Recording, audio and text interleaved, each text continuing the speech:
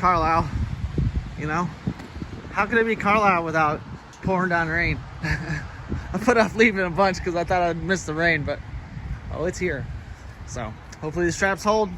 This is Wednesday. I set up my booth yesterday. It's so muddy out here that there's no chance I was gonna be able to back it up into place, but luckily I could pull down the hill.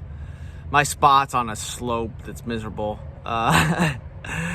But all my stuff's in there, so it's just jam-packed full, and it was fun. You know, talking to people was awesome. Obviously I love talking about truck stuff. You know, some people had questions about the 36, which is cool. But I did sell a bunch of parts, weird stuff that I didn't think was gonna sell. You know, everyone loved all my electronics that I picked up from that barn a while back. So a lot of that sold, and I get it, because if you're buying points or you're buying distributor caps, stuff like that, you know, I was selling them for like $3, $5 a piece. It was cool because every time I left my booth, it seemed like I sold more parts. You know, the guys next to me helped out. I keep my prices cheap because, to me, kind of like Walmart, I feel like I do better if I sell a bunch of stuff instead of holding on to it forever and then getting a little bit better profit. To me, it just doesn't make sense. I'd rather get a little profit and move on to the next. The only thing that I got today that I can't show you is I got some door panels for $67.72, some metal ones, because they were stupid cheap. Let me show you what I picked up. The heater piece that I got is rusted out right here, so I bought this for $5. I got two pretty exciting things. I got these lights, and I know they're not perfect, like the back of the chrome is all disgusting. I wanted some little fog lights for the 51 Suburban. I know these are for a Willys, but obviously my name is Will. So I thought that was kind of cool. If you ever see like real nice fog lights, they're really, really expensive. So clean all that up in the back, paint it, and then make a cool little bracket for it. So happy, and the glass isn't broken. If you're buying stuff like this, try to make sure you always get good glass. The next non-exciting thing that I got is for the 67, I need a taillight lens. Another one, I think these are square body, but my four-wheel drive needs taller rear bushings. So at least these should work. Hopefully I can figure out sleeves to go in and modify it, because I already have some like C10 ones. C10 ones are a lot shorter, but they still have the right sleeves. But probably the number one or number two favorite thing I got is this is the splash guard for the Suburban. This goes under your grill, but it also lets everything line up and bolt up correctly. So I had thought I would fabricate it, but man, it saves me a lot of time and effort to just buy one. And I figured I was gonna be spending over 100 on it. So pretty excited. You know, it's got some pitting and stuff, and it's got a split right there, but that is nothing compared to trying to fabricate something and get everything to line up. So and I got this from a guy I really like watching his YouTube channels, the Doloff Antiques. Travels everywhere and does a bunch of cool shows. So that's the stuff I picked up today.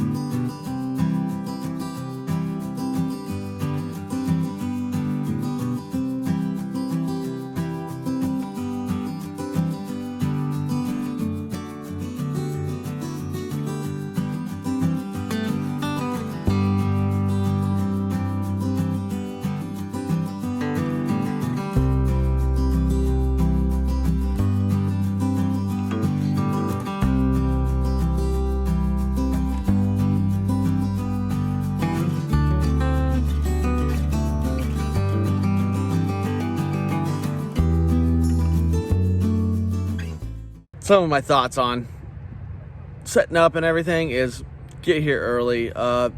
Tuesday might have been a little early. I could have totally set up this morning. Obviously, be prepared. It rains all the time here. It said no rain all day today, so I thought today was gonna be better, but it rained all day today.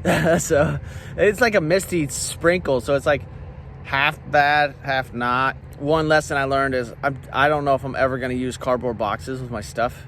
You know, some of it came in cardboard boxes, and it sucks as a lot of my NOS stuff has original packaging, and so it just kind of sucked having to like tarp it up, untarp it, tarp it up, untarp it, and that's the stuff that people were buying. So I ended up just leaving a lot of stuff out, and a lot of it's electrical, so I kind of like hid the stuff I didn't want damaged. Another thing, talk to everybody. To me, that was the most fun, is telling stories. You know, a bunch of guys that have like 38s and 37s came and talked to me and actually took me serious, which is cool because a lot of them don't usually take me serious because, for one, I guess apparently I look young.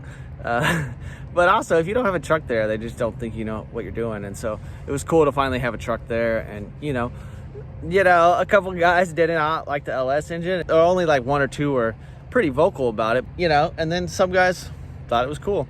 And obviously I liked it because a lot of guys said it's a quality job, which obviously I felt it was too. So it was cool to discuss some LS swaps and different things with people. Walking around was a downer because I had to wear my boots because it is so muddy out. Finally, my feet gave up, so I had to put my nice shoes on and just have soaking wet feet. So, you know, it's supposed to be nice the rest of the week. Hopefully more stuff sells. Hopefully more vendors show up, or everyone's spots are open. I have got a good amount of walking in today, so maybe I'll stay at my booth a little bit longer tomorrow, especially if the weather's nice, so I can sell some more stuff. Definitely sold well. Selling here way better than I do on Marketplace, because lately people just no one wants to drive to your house. So when they're here, you know, people are ready to spend money. To me, it's about when they get to your booth. If they get there early and they think they're not gonna find it later, because some guys are buying some stuff that I don't think is very good, and they could probably find it cheaper at another booth. But I get it, you know, buy it when you see it. If not, it might not be at the next booth. Like if I would have skipped out on the splash guard, I have a feeling that's probably the only splash guard that's here. I haven't seen another one. The same with, I'm really looking for some chrome bumpers.